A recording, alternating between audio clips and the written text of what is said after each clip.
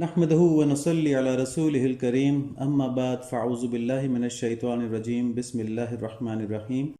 جس کے دل پر اس ذات مبارکہ کے حسن کی تجلی کا کوئی چھینٹا بھی پڑ گیا ہونا تو پھر وہ زندگی بھر کسی مخلوق کے حسن کو خاطر میں لا ہی نہیں سکتا، کیونکہ اس نے اتنی خوبصورت چیز دیکھ لی ہوتی ہے کہ اس کا دل اس سے کسی کم چیز کے اوپر راضی ہونے پر تیار ہی نہیں ہوتا۔ اس کا کھانا پینا ہنسنا بولنا سب کچھ اللہ تعالیٰ کے لیے ہوتا چلا جاتا ہے۔ اور آگے مولانا اللہ تعالیٰ کے حسن کی اسی حدت، اسی گرمی، اسی آتش کی بات کر رہے ہیں جو ان کے عاشق کو خاکستر کر دیتی ہے، نابود کر دیتی ہے۔ فرماتے ہیں ای ثنا گفتن ز منتر کے سناست، کہیں دلیل ہستی و ہستی خطاست۔ میرا یہ اللہ تعالیٰ کی تعریف کرنا دراصل تعریف نہ کرنا ہے، اس لیے کہ یہ میرے وجود کی دلیل ہے۔ تو یہاں تک مولانا اللہ تعالیٰ کی عظمت اور حسن کا بیان کر رہے تھے۔ جیسا کہ ہم نے پہلے کہا کہ اللہ تعالیٰ کے حسن اور بڑائی کی خبر جو ہے وہ تو سننے سے ہو جاتی ہے کہ فلاں بڑا حسین ہے تو معلوم ہو گیا کہ فلاں بہت حسین ہے، لیکن اس حسن اور عظمت کی کیفیت یہ صرف دیکھنے سے معلوم ہو سکتی ہے، اور پھر یہ کیفیت ہر ایک پر اس کے ذوق کے مطابق کھلتی ہے۔ مثلا کسی کا ذوق ہے کہ اس کو سرسبز پہاڑ پسند ہے، اور کسی کا ذوق ہے کہ اس کو برف پوش چوٹیاں پسند ہیں۔ لیکن جب ہم اللہ تعالیٰ کی حسن اور ان کی عظمت کی بات کر رہے ہوتے ہیں تو پھر ہر انسان کی بینائی اور ذوق اپنی اپنی حد پر رک جاتے ہیں، لیکن ان کے حسن اور ان کی عظمت کا ادراک مکمل نہیں ہو پاتا۔ یعنی اللہ تعالیٰ کے حسن اور ان کی عظمت، اس کی معرفت ہر آدمی اپنے اپنے ذوق تک پا سکتا ہے، اس سے آگے وہ نہیں نکل سکتا۔ ہر نظر بس اپنی اپنی روشنی تک جا سکی، ہر کسی نے اپنے اپنے ظرف تک پایا مجھے۔ حقیقت میں اللہ تعالیٰ کیا ہے یہ کوئی نہیں جان سکتا۔ کسی مخلوق کے اندر یہ کیپیسٹی نہیں ہے کہ وہ اللہ تعالیٰ کی ذات مبارکہ کے کسی بھی پہلو کا مکمل احاطہ کر سکے، مکمل ادراک کر سکے۔ ہاں، جو اس کوشش میں لگ جائیں وہ پھر اس کی محبت میں اپنے آپ کو مکمل فنا کر دیتے ہیں۔ اس بات کو ایسے سمجھیں کہ مجنوں نے لیلا کے حسن کو دیکھ کر اپنا سب کچھ گنوا دیا اور صرف لیلا کے نام کی لذت کو اپنی کل زندگی بنا لیا۔ لیلا کے نام سے جو اس کو لذت ملتی تھی، بس اس کے لیے زندگی میں وہی لذت کافی ہو گئی۔ اب سمجھیں کہ مجنوں کا ادراک، مجنوں کی کیپیسٹی لیلا کے حسن کو سمجھنے کی اور لیلا کا حسن، یہ دونوں لیمیٹڈ تھے، دونوں محدود تھے۔ لیکن جب ہم اللہ تعالیٰ کی بات کرتے ہیں تو عاشق کا ادراک تو محدود ہوتا ہے، عاشق کی معرفت حاصل کرنے کی کیپیسٹی تو محدود ہوتی ہے، لمیٹڈ ہوتی ہے، لیکن اللہ تعالیٰ کا حسن اور ان کی عظمت یہ انفائنائٹ ہے، ان لمیٹڈ ہے، لامحدود ہے۔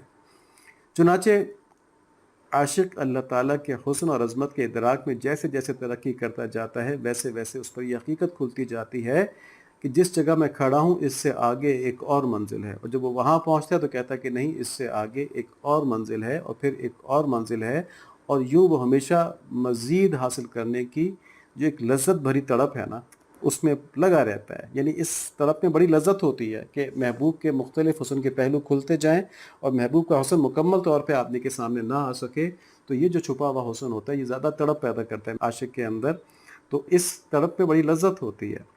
جیسے شعر ہے، ہر ایک خم پر لگے ہے ایسا کہ پی کر بھی کچھ پیا نہیں ہے، جمال کی انتہا نہیں ہے، طلب کا بھی منتہا نہیں ہے۔ یعنی کہ اللہ تعالیٰ کے عشق کا جو بھی گھڑا میں پیتا ہوں مجھے لگتا ہے کہ کچھ پیا ہی نہیں، ٹھیک ہے۔ یعنی ہر گھڑے کے بعد اس کا جو نشہ ہے اگلے والے کی طلب کو اور جلا دیتا ہے اور آگے بڑھاتا ہے۔ ان کے جمال کی کوئی انتہا نہیں ہے، تو میری طلب کا منتہا کیسے ہو سکتا ہے، میری طلب ختم کیسے ہو سکتی ہے جبکہ ان کے جمال کی انتہا نہیں ہے۔ ہر ایک خم پر لگے ہے ایسا کہ پی کر بھی کچھ پیا نہیں ہے، جمال کی انتہا نہیں ہے، طلب کا بھی منتہا نہیں ہے۔ میں بس لگا رہوں گا اس کے اندر، میرا ہے امتحان لمبا، ابھی ایک عمر چلنا ہے۔ تو عشق الہی کے معاملے میں عاشق کا ظرف اور اس کی استعداد دونوں محدود ہوتے ہیں، جبکہ محبوب کے حسن کی کوئی انتہا نہیں ہے۔ عاشق جیسے جیسے ترقی کرتا ہے مزید حسن اس پر کھلتا ہے، ابھی وہ اس نئے حسن کے ادراک یعنی کانشیسنیس سے مبہوت ہوا ہی ہوتا ہے کہ سامنے ایک اور حسن کا جلوہ آ جاتا ہے۔ حتیٰ کہ عاشق کے حواس جواب دے جاتے ہیں اور وہ اپنے آپ کو بھلا کر اس میدان میں آگے سے آگے جانے کے لیے سرگرداں رہتا ہے، پریشان رہتا ہے۔ تصوف میں اسے مقام حیرت کہتے ہیں کہ جب عاشق کے پاس اس لامحدود حسن کے سامنے سوائے حیرت کے اور کچھ نہیں بچتا، نہ اس کو سمجھ پاتا ہے، نہ وہ اس کا احاطہ کر سکتا ہے، لیکن بس وہ اس کے اندر محو رہتا ہے، تو وہ حیرت زدہ ہو جاتا ہے کہ کیسا حسن ہے یہ وہ مقام ہے جہاں پر کہ ہوش خرد سب پیچھے رہ جاتے ہیں اور پھر بے خودی غالب آ جاتی ہے، خود فراموشی غالب آ جاتی ہے اور عاشق اپنی ذات کو یکسر بھول کر اپنے محبوب میں گم ہو جاتا ہے۔ ہم اس قابل نہیں ہیں، ہم اس قابل بالکل بھی نہیں ہیں، لیکن اللہ تعالیٰ کی رحمت سے امید رکھتے ہوئے ہم یہ دعا کرتے ہیں کہ اللہ تعالیٰ ہم کو بھی اس میں شامل فرما دیں، اللہ تعالیٰ ہم کو بھی اس میں شامل فرما دیں، اللہ تعالیٰ ہم کو بھی اس عظمت کو سمجھنے کی توفیق نصیب فرما دیں، ہمارے قلوب کو اس محبت سے اور اس حسن سے منور فرما دیں۔ اسی کیفیت کو سعدی اس طرح فرماتے ہیں، تا بخود بازای منگے وصف دیدارش کنم، از کے می پرسی دری میدان کے سرگردان چو گوست، یعنی میں اپنی ذات میں واپس آؤں تو اس حسین کے دیدار کی باتیں سنا پاؤں۔ یہ تم کس سے پوچھ رہے ہو جو کہ اس میدان حسن و حیرت میں ذروں کی طرح سرگرداں ہے؟ ٹھیک ہے جی، میں اپنی ذات کے اندر واپس آ پاؤں تو تم کو میں بتاؤں کہ اس حسین سے جو میں نے ملاقات کی اس کی کیسا لطف تھا، اس کی کیسی کیفیت تھی۔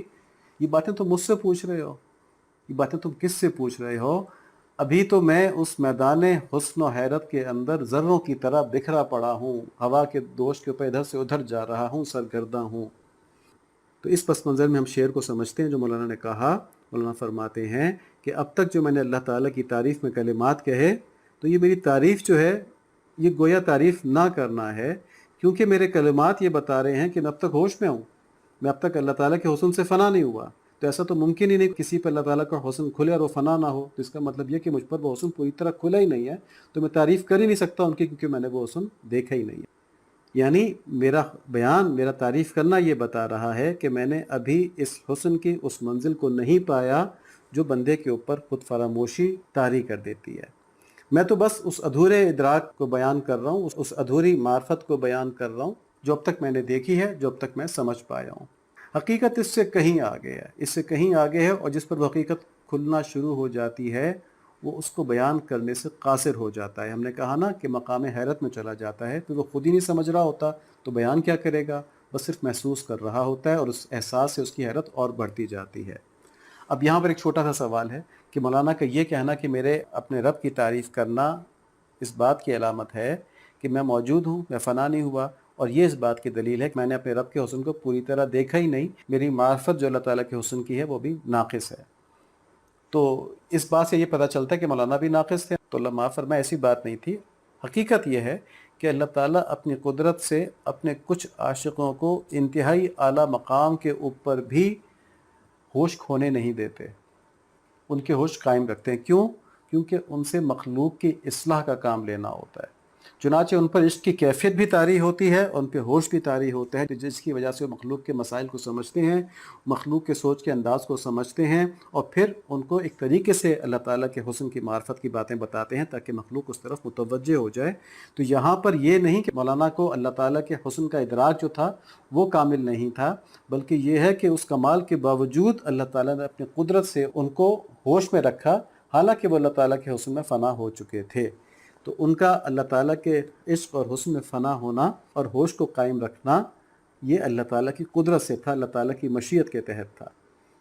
تو اس لحاظ سے مولانا کے شعر کا مطلب صرف اتنا ہوا کہ حسن الہی کے صحیح ادراک کا تقاضا یہ ہے کہ آدمی اپنا ہوش کھو دے، آدمی اپنے آپ کو فراموش کر دے، اور اللہ تعالیٰ نے ایسے لوگ بھی بنائے ہوتے ہیں جو واقعتاً اپنے آپ کو بھول جاتے ہیں، لیکن پھر ان سے اللہ تعالیٰ مخلوق کی خدمت کا کام نہیں لیتے، ان سے اللہ تعالیٰ پھر صرف اپنی محبت کا کام لیتے ہیں۔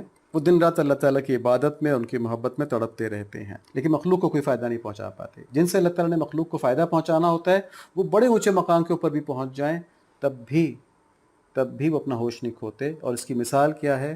اس کی مثال انبیاء علیہ الصلاۃ والتسلیمات ہیں، کہ ظاہر ہے ان سے بڑھ کر تو کوئی ولی اللہ تعالیٰ کی معرفت حاصل نہیں کر سکتا نا، لیکن وہ اپنے ہوش میں ہوتے تھے اور مخلوق کی خدمت کر رہے ہوتے تھے۔ اللہ تعالیٰ ہمیں ان سب نعمتوں کو حاصل کرنے کا ذوق نصیب فرمائیں، اور اپنے فضل سے ہمارے اوپر یہ نعمتیں کھول دیں، اور اپنے فضل سے ہمیں اس کا قدردان فرما دیں، اور اپنے فضل سے ہمیں اسے قبر تک لے جانے کے قابل فرما دیں، اور اپنے فضل سے ان سب چیزوں کو آخرت میں قبول فرما لیں۔ اللہم آمین۔ اس میں رکاوٹ کیا ہے؟ اس میں رکاوٹ صرف ہم خود ہیں، ہم طلب ہی نہیں کرتے۔ اللہ تعالی ہماری اس کمی کو دور فرما دیں۔ اللہم آمین بحرمت النبی الکریم علیہ وعلی آلہ الصلاۃ والتسلیم۔